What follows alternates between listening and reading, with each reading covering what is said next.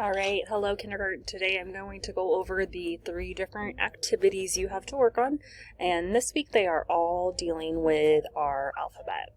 So this first one is a matching D. And so I am matching the uppercase letter to the lowercase letter. So I have to simply decide which of these 3 is the uppercase one that goes with lowercase d. So all I have to do is click on it. If I get it correct, it goes to the next slide. Let's do an example of if I get it wrong. Whoops. All right, it's going to mark it in red, and that tells me that I need to try again. Okay, so this one I just work through. It goes through all of the slides for you.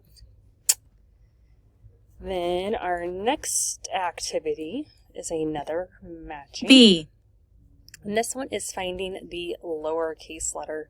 So very similar to that first one, but now I'm finding lowercase letters. So it also simply circles it. If I get it correct, if I get it incorrect, it's going to mark it in red, and I need to try again. This one goes through the slides for me as I get them correct. And then our last activity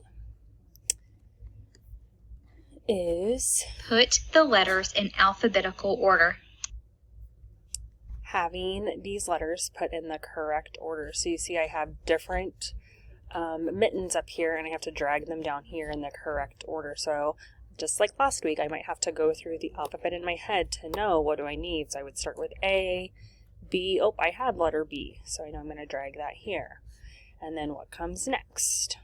So I'll get them all in what I hope is the correct order. Then for this one, I have to press the green button. Put the letters in alphabetical order. It will put me to the next slide.